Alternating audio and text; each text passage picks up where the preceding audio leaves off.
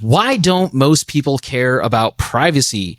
How to manage privacy when registering for warranties? Is Proton accepting Monero? How to get involved in the privacy community? A couple questions about ways to solve the lack of government enforcement of privacy. How to preserve your privacy while being a public figure, and more. Welcome to the Q&A for Surveillance Report 243, where we are answering questions from our amazing patrons who support us. And you can support us and ask a question on either Patreon, Ghost, or XMR Chat. Links to all of those are in the description. And then you, too, could have your question answered on the air.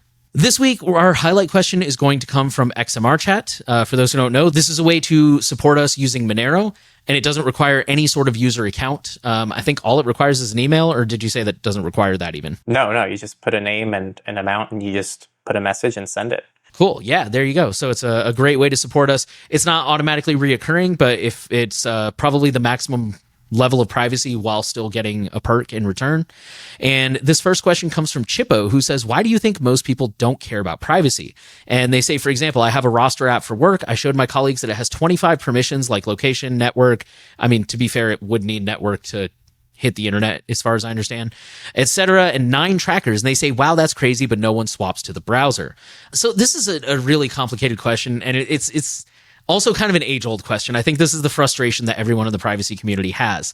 And the first thing I want to say is I don't think that people don't care about privacy.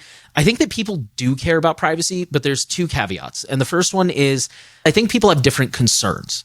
A lot of your colleagues may look at that and go, oh, that's crazy, that's gross, but it's not really something that they can wrap their head around. Like, how is that a threat to me? Like, how does this negatively impact me other than the vague, like, companies are tracking me? What does that tangibly mean for me? Versus, for example, if you went up to your coworkers and you were like, hey, I found, please don't do this because it will scare them and turn them away from privacy, but you're like, hey, I found out where your kid goes to school using completely open, free software. That will probably scare the hell out of them into action. And again, please don't do that because it's actually probably going to get them to stop talking to you. But my point is that that's something that concerns them. That's something that they can wrap their head around and understand what the threat is and probably spur them to action. So I think that's part of it. And the other part, Henry and I have talked a lot about how there's a line between convenience and privacy or security. And I think for a lot of people, that does concern them. But again, this kind of plays into the first one. They don't really see why this is an issue. And the browser sounds like a lot of work. I think it's those 2 things that kind of work together. I think it's understanding and being able to visualize what the actual problem is and understanding the amount of work that goes into it. I think a lot of people overestimate, even when you break it down to people like, dude, it takes 5 minutes. Like, I will time it. If it takes more than 5 minutes, I will buy you lunch today. Even if you make it that simple, people tend to overestimate because it sounds intimidating. I think those are really the 2 challenges that at least that I struggle with as a privacy educator. Yeah, a lot of good stuff there. And I think another way of maybe saying what you said, or maybe this is an additional point, I'm not quite sure, but the way I look at it is you've done kind of half the work because you've presented the fact that there is a privacy concern in this, but then you kind of stop there. And you have to remember that you're communicating with someone who probably doesn't already care about privacy. So you've done half the work.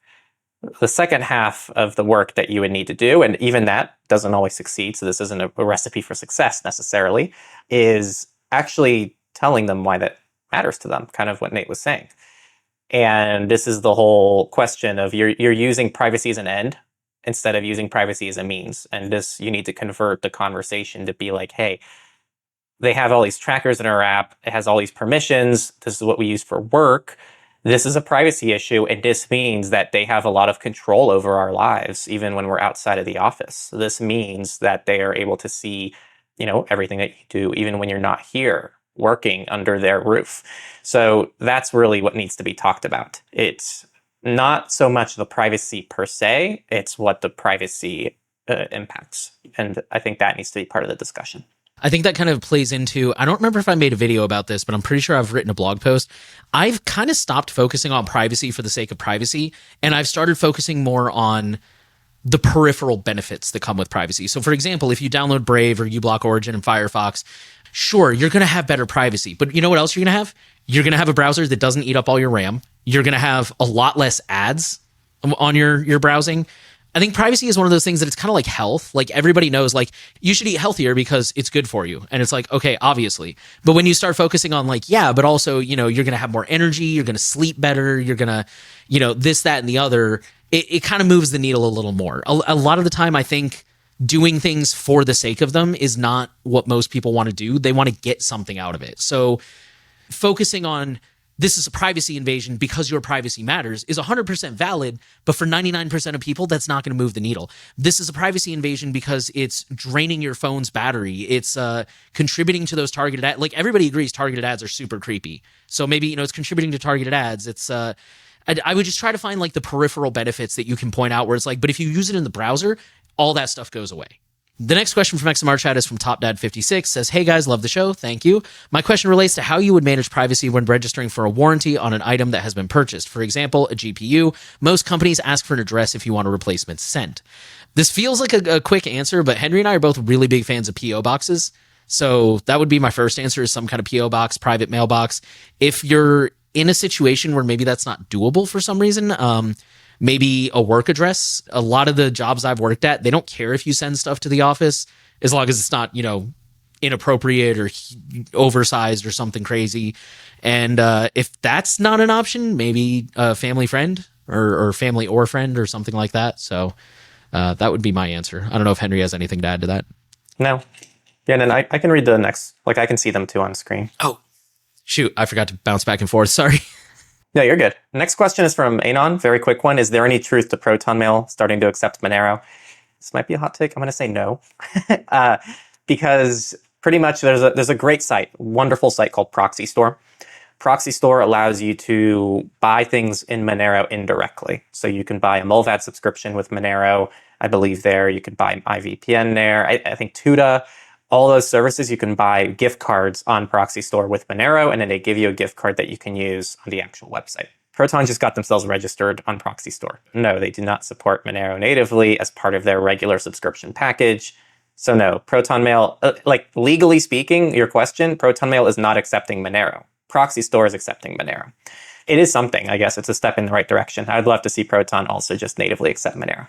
Our latest thing that came from XMR Chat, it's not really a question. Meldrick says, you guys are awesome. Thank you very much. Keep up the good work. He says, P.S. you should encourage your viewers on YouTube to watch PeerTube instead. To be fair, it's been a while since we've explicitly mentioned it, I think. Or maybe not, because I know we had the sponsor segment recently. But if you guys didn't know, we do have a PeerTube instance. There's no trackers, no ads. It works with RSS. If you're not happy with YouTube, which is not really hard to see why, that's another way you can watch us a little bit more privately. So definitely, thanks for mentioning that, Meldrick. Check it out if you guys haven't already. So now we're going to jump over to our Patreon, and our first question from Patreon comes from Oddbite, who says, I want to help out in the privacy community. Where should I and anyone else interested in helping out look for volunteering, internship, or employment opportunities? I cannot help with the last two. Volunteering, internship, I would say, okay, so on the New Oil's website, on the links page at the very bottom, I do have a section that says get involved. And these are national organizations, but they're things like EFF, or I forgot, we're screen sharing now. So check this out. So if you go to the New Oil, you go up here to where it says links, and then you scroll all the way to the bottom and get involved. The best way to support privacy and security is to contribute to the projects you use and get value from, either financially via donations or paid plans. You can also support the cause by getting involved with local digital rights groups and contacting your political representatives. The following are some of the nonprofits we recommend who fight for privacy legislation and policies at a collective level. So a lot of these are national, like, EFF, Big Brother Watch, Epic, Fight for the Future, but these are really good organizations you could look into to get started. The EFF has, I believe it's called the Electronic Frontier Alliance. Yes. The Electronic Frontier Alliance is a grassroots network made up of independent community organizations. Allies across the U.S. work to support digital rights and empower their local communities. So, you could literally go here and type in your state. It lists some of them right here. Well, this defaults to, no, it doesn't default to California. There's San Diego, there's Little Rock, Arkansas, Phoenix, Arizona, Berkeley, California. Admittedly, some places are not great or not super active. So you might have to be the change you want to see. But that's definitely one place I would recommend. Meetup.com is another one that I'm not going to show on screen because I've got my VPN turned off for my call with Henry and it keeps defaulting to my real location. Meetup.com is a good one that you could use to just look up, privacy. If you look up tech, depending on what you get, you're going to probably get a lot of like AI but you might find some maker spaces. You might find some cool stuff that's like privacy adjacent. Just try different keywords there. Yeah, for internships, I was going to say, so the stuff on the New Oil's website, if you look into that, they will usually post like job listings if they're hiring. I think there are some accounts on Mastodon that are dedicated to like privacy jobs, but I'm not sure how active they are. I mean, honestly, you may have to be the change that you want to see, especially in person. And that is a really big, complicated thing that we cannot sum up in a quick 5-minute answer. But I think those resources should probably get you started. And this is one of those ones I'll throw to the community. If anyone else has any suggestions, please drop them in the comments. And I'm sure there's a lot of resources out there if you know where to look. I guess the only other things I can maybe mention is you are helping by just being a good, positive part of the community. Sometimes if you have other things that come up in life, that's still a positive thing that you're doing for the community, even if it's not a huge amount that it feels like you're doing, but it is. Sharing it with people around you is also pretty big, helping others around you. And just go through all the projects. I mean, you can just type out, a very personal template email and just say, hey, I'm very interested in getting involved with the space. I have really enjoyed, how you guys fight for XYZ, and then just send that out, right? Like just go to the different projects, go to the projects that Nate and I recommend on Techlore The New Oil, and just find their contact email, send it to them, and just go ahead and offer that service to them. Be like, I'm willing to volunteer, I'm willing to intern, or I'm willing to see what employment opportunities you have. They won't always post everything on their site. I know we don't post everything, but fair warning, if you're looking for volunteer opportunities, I'm sure every organization has something they can offload to you that you probably won't want to do. I know we've had some people reach out and ask how they can support this podcast, and we go back and say, well, you can help us like with show notes and like gathering links for the week, and then we don't normally hear back from people after that, which I don't blame them. Yeah, that's happened like 3 or 4 times. There's a lot of cool stuff, and people get to see the cool things publicly, but there's a lot of like annoying, just repetitive bullshit work that sometimes happens behind the scenes to make it happen. So just be ready for that. One thing that popped into my head real quick that I want to add is even if you don't know any code or anything like that, you can still help out. Like one of the ways that I got involved with one of the groups I'm in is I just told them I do audio video. I just threw that out there. I was like, hey, my background is audio video. I know that's really niche, but if there's ever anything I can do, please let me know. And they hit me back and they were like, yeah, actually, we would really like to start making content. Our live streams are terrible and we would like help with that. And now I'm on the board. So whatever your skill is, just hit them up. And I don't know if you guys have a need for this, but I just want to volunteer my time because I don't have any money or anything, and you never know where it'll lead. Yeah, the second question for ModByte, we don't have too much on this. So it's which manufacturer do you think Graphene OS will partner with to make their phones?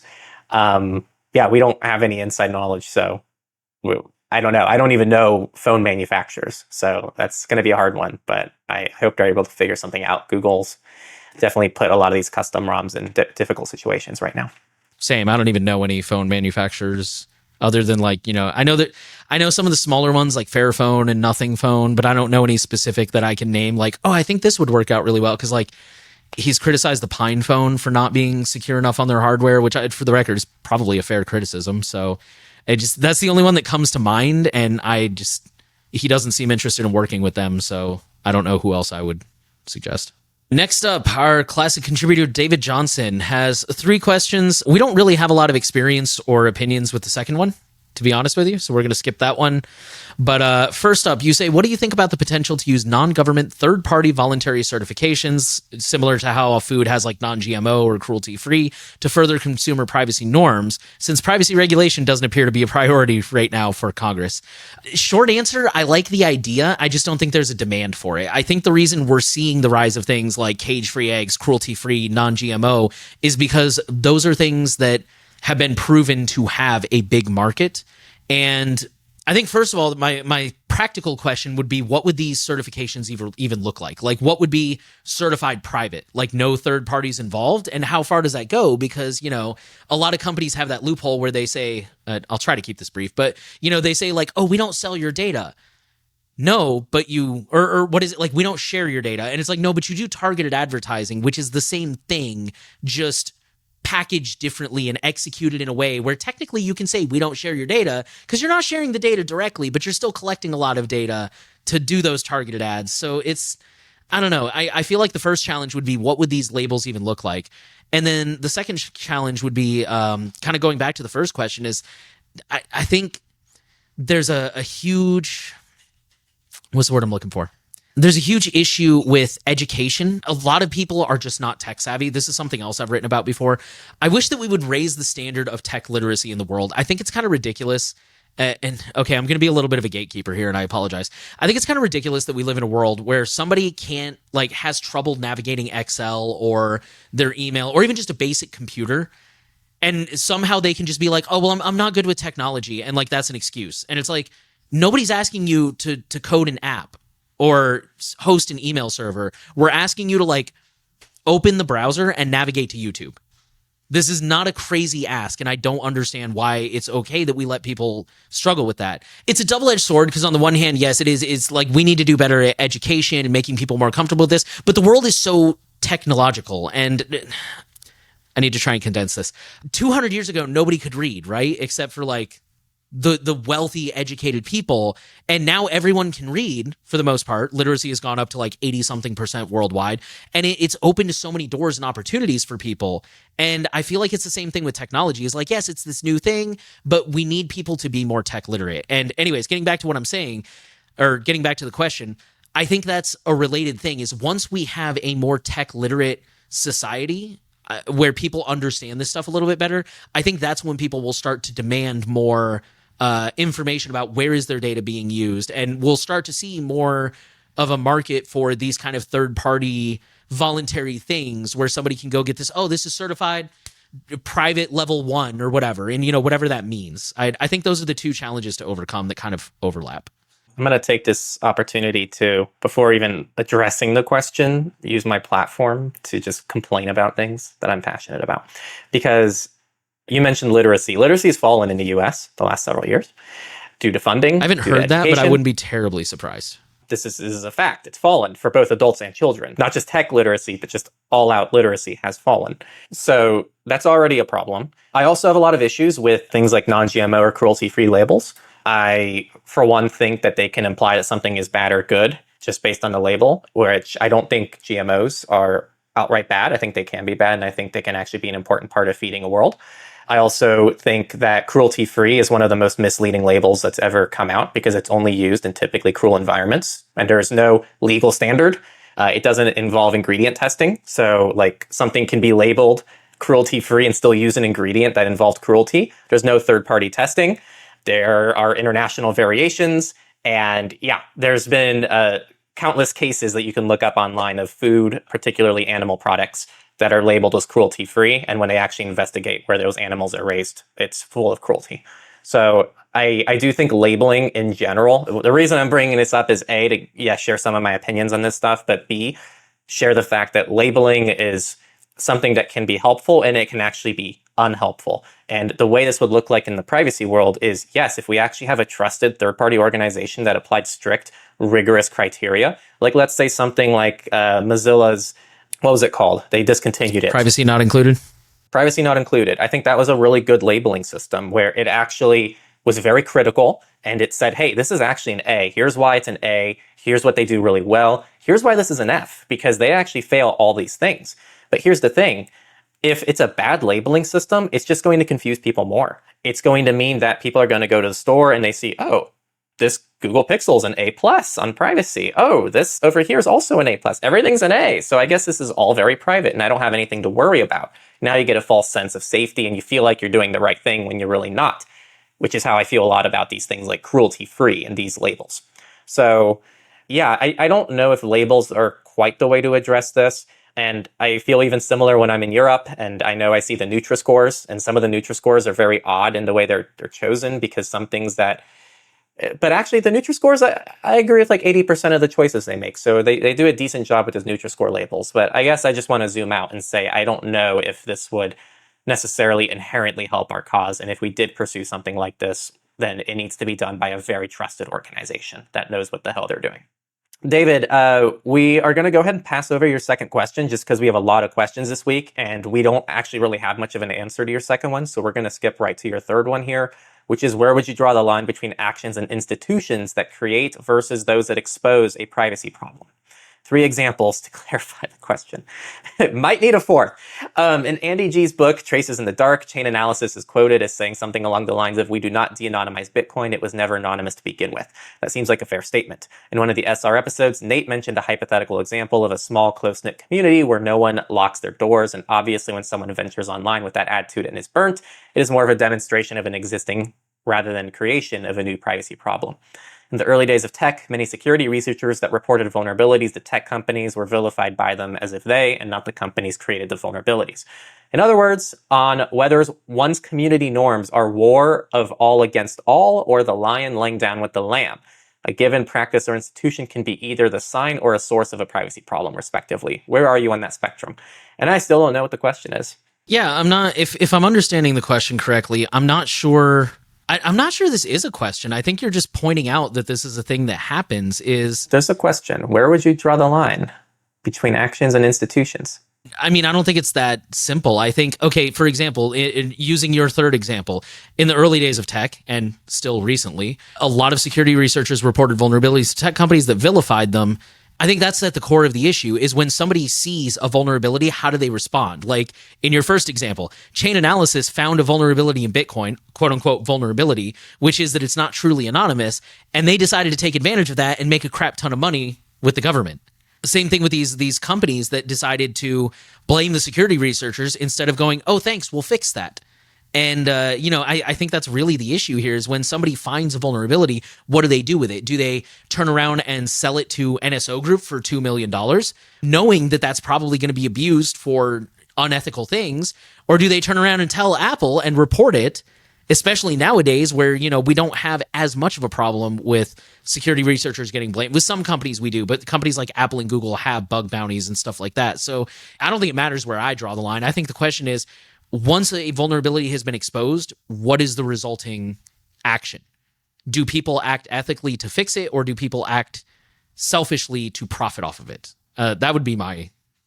I don't know. I think it's a problem. That's kind of all I got. I don't know if it's really a question there, or if I can say where I draw the line. That's how I view it.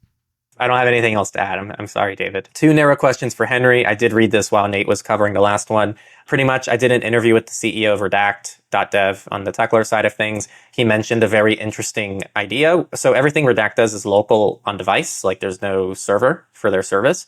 And he was mentioning that they were working on a deletion service, kind of like easy opt-outs, but that works on device. So like you just put your information in and it automatically does everything for you on device. I haven't heard of anything since that interview, so I can't really comment on the status of that. It's in beta. If you use Redact, you can actually opt into it.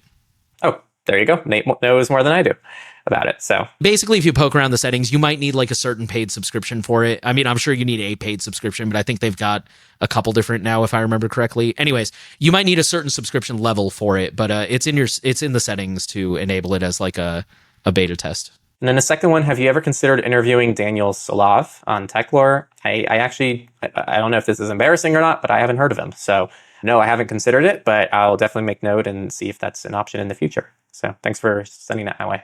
Now we're going to move on to our questions on Ghost. And the first one comes from Roth, who says, firstly, love the show. I've been watching Techlore since I was in high school and recently rediscovered the podcast, listening to it while I'm stuck in loud data centers at work to drown out the noise of servers. And I'm constantly catching up on all the news I've missed from the past few years. You say, I wanted to ask about how or if it is possible to remain anonymous with a substantial online presence. I do have a decent following online in my community, but in my case, I'm less worried about being tracked and more worried about being doxxed, as it has happened before. Outside of my day job, I like to cosplay pictures from conventions. I attend to social media, and I always blur my face. I make sure there's no identifiable things such as tattoos or piercings. I also tend to blur the background, especially if the photo was taken in a private or identifiable place. I've recently read that with enough data, such a blur can be easily reversed. I was actually about to say that. We have covered stories about how AI can unblur things, so depending on how much you're blurring it, that may not be good enough. I've recently considered posting only photos from the neck down, but I find it tends to really ruin the shot. I know deep down that the only way to remain truly undoxable is just not have any presence on social media, but I really love doing it and interacting with people. You say you're always aware of side channels, such as friends or acquaintances. That's something we've covered before is, if your friends don't know not to call you by your real name or not to post and be like, oh, my baby brother, I'm so proud, things like that. You say, I believe in this scenario. This isn't a worry since all my friends are in the same boat as me regarding this and have been worried about the same things. I also like to do basic protections like not posting about where I will be attending and waiting till after. Have you had any experience? So yeah, I mean, this one's tricky because you're talking about posting you. And I think there's only so much you can do there. You could do, because the first thing that came to mind for me was things like what's his name? The hated one. He posts online with, he never shows his face in any of his videos. Some people even go so far as to use like AI voiceovers or things like that. So you could switch to only cosplays that are masked characters, I guess. I don't think I have any good answers on this one because you sound like you're doing a lot more than I would recommend to most people, like blurring your face, blurring the backgrounds. I think in some cases it's not necessary to blur the background. Like, Henry and I are pretty open about if we're going to a public convention where people know where we are, like the Nextcloud thing. We went to the Nextcloud thing. We were both pretty open about we're going to be at Nextcloud. If we took any pictures that were in public spaces, we didn't really censor those or at least I didn't. I think the main thing that I would worry about in your case is I would try to focus on compartmentalization. I wouldn't use your real name. I wouldn't use like a username that can be traced back to your personal. Just try to think of them as separate identities. Just that as much as possible. Use a different name, use different information. I would say try to branch out the events you go to. So for example, if you, I'm going to use the area I know as an example. If you're in Texas, try to go to conventions that aren't solely in like Dallas or Houston. Try to go to some that are in Dallas, some that are in Houston, some that are in San Antonio, some that are in El Paso if you like driving for 9 hours. Because that way, it's if you're constantly only going to the ones that are in Dallas, it's probably pretty easy to assume that you're in Dallas somewhere. But if you're constantly hitting them up, it's like, okay, now I know you're in Texas, but I don't necessarily know where in Texas. And keep in mind also that in my scenario, if you're hitting up the kind of the three main cities, I would assume that you live in Central Texas.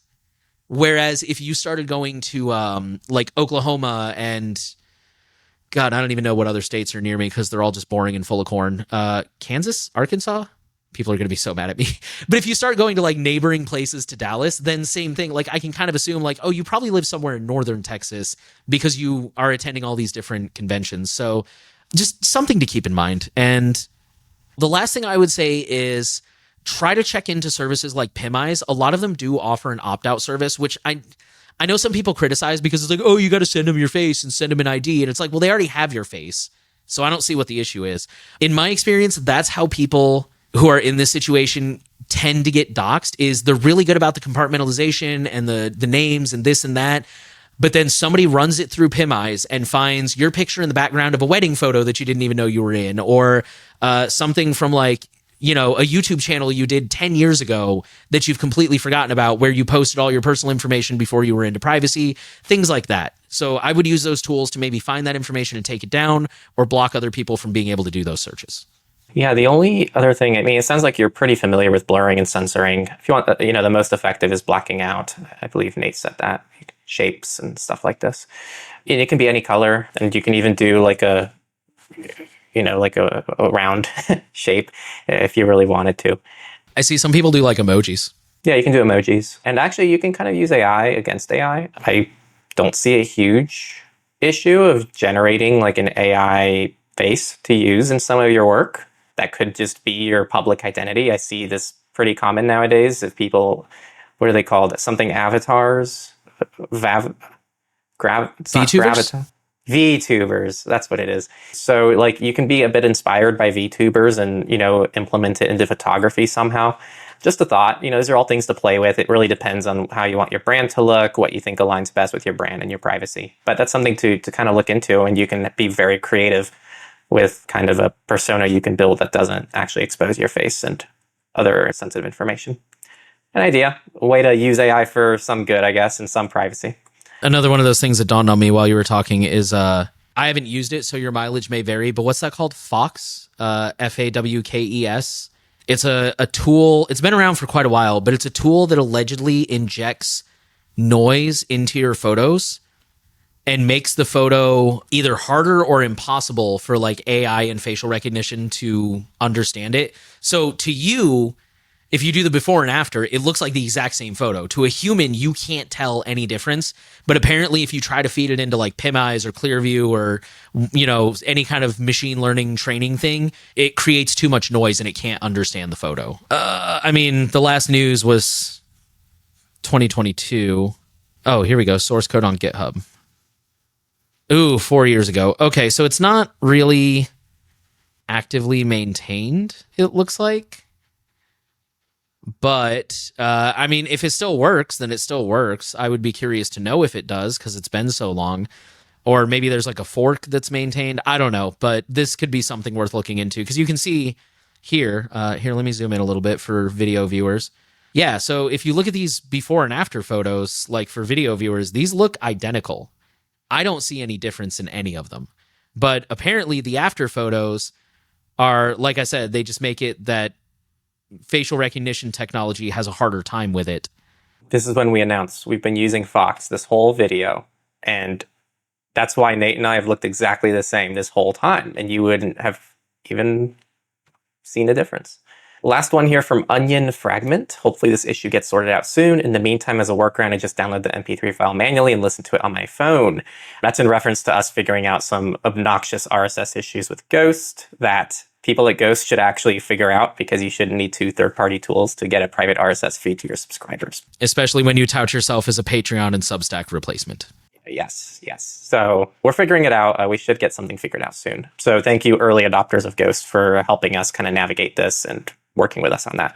And it pretty much says, did you know you can drop pretty much any MP3 file in Signal and it gets converted into an audio message? I did that for the last episode on Note to Self, and that way I'm able to listen to it pretty much on any device I have Signal installed. Yeah, very cool pro tip. I do this myself actually sometimes, and I actually use it to actually send audio messages to people at times, because for whatever reason, I maybe use the VoiceOver app on my phone, or sometimes I use a different device and I didn't have Signal on that device, and so I'll just record the audio and then I can send it to the device, and then when I actually have Signal again, I can send it to a friend, and that way it's like still there. But I've done something similar too with downloading media and using it as my player in very weird situations, because it's also good offline playback if it's in your Note to Self.